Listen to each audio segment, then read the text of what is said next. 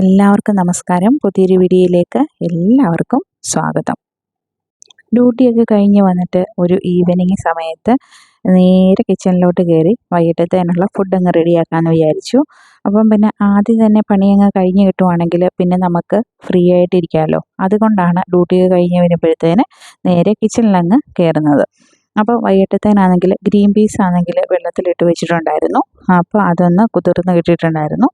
അപ്പോൾ അത് കുക്കറിലാണെങ്കിൽ ഇട്ട് അടിച്ചെടുത്ത് വെച്ചിട്ടുണ്ടായിരുന്നു. ഗ്രീൻ പീസ് കറി റെഡിയാക്കാമെന്ന് വിചാരിച്ചു.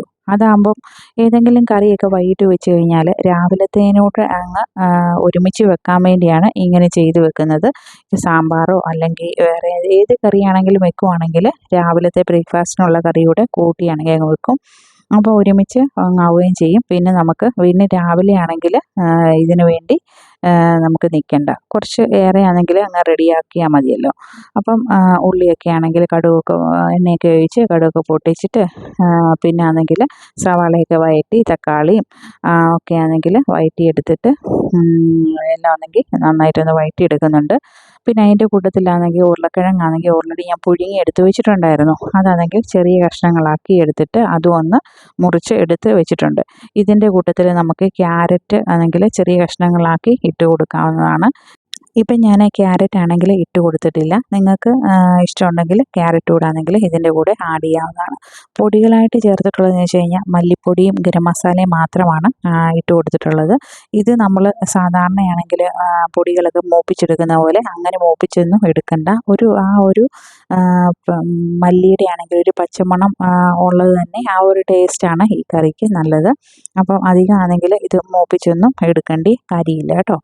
അതുപോലെ തന്നെ ഗ്രീൻ പീസ് ആണെങ്കിൽ നന്നായിട്ട് തന്നെ വേവിച്ചെടുത്ത് വെച്ചിട്ടുണ്ട്. കാരണം എന്ന് വെച്ച് കഴിഞ്ഞാൽ ഇവിടെ ഇപ്പം ആണെങ്കിൽ ഗ്രീൻ പീസ് ആണെങ്കിൽ ചെറിയ ഇങ്ങനെ കഷ്ണങ്ങളാക്കി കിടന്നു കഴിഞ്ഞാൽ ഒരു കുഴപ്പമെന്ന് വെച്ച് കഴിഞ്ഞാൽ പിള്ളേരാണെങ്കിൽ അത് പറക്കി മാറ്റി മാറ്റി വെക്കും. അപ്പോൾ എന്തെന്ന് വെച്ച് കഴിഞ്ഞാൽ നന്നായിട്ടാണെങ്കിൽ കുക്കറിലാണെങ്കിൽ അതങ്ങ് വേവിച്ചെടുക്കും.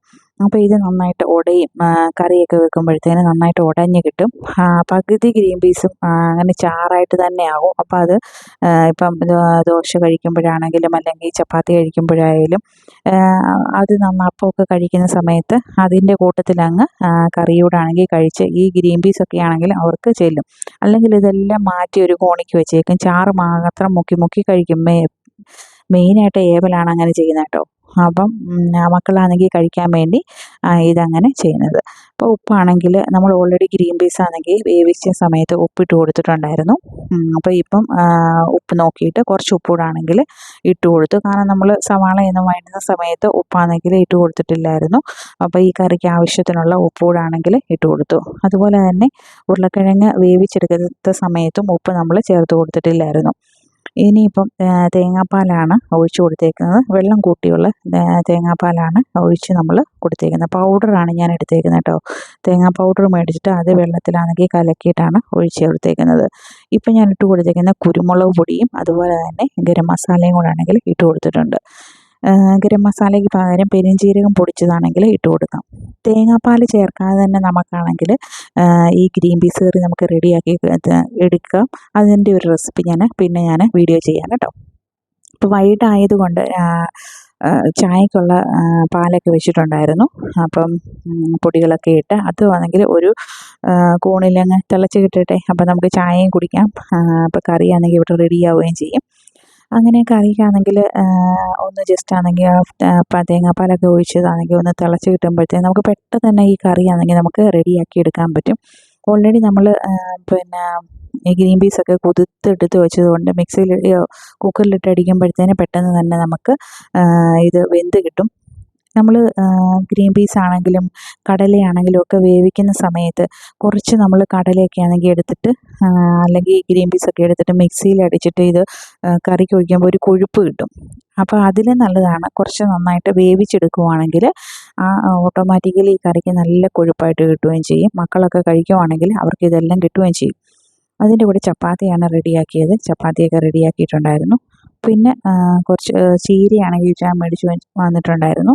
അപ്പോൾ ചീരയൊക്കെ ആണെങ്കിൽ അരിഞ്ഞെടുത്തിട്ട് അത് തോരനാക്കി എടുത്ത് വെച്ചിട്ടുണ്ടായിരുന്നു. തോരൻ വെക്കുന്ന വീഡിയോ ഒന്നും കാണിച്ചിട്ടില്ല. തോരനൊക്കെ ആണെങ്കിൽ ചപ്പാത്തിയുടെ കൂടെ കഴിക്കാനാണെങ്കിലും തോരൻ ഞങ്ങൾക്ക് ഇഷ്ടമാണ് കേട്ടോ. ഇതിപ്പം തയ്യാറാക്കിയ പിറ്റേ ദിവസത്തിന് വേണ്ടിയാണ് റെഡിയാക്കിയത്. അപ്പോൾ ചപ്പാത്തിയും തോരനും കറിയൊക്കെ റെഡി ആയിട്ടുണ്ട്. ഇന്നത്തെ വീഡിയോ ഇത്രയേ ഉള്ളൂ. Thanks for watching. See you next video. By.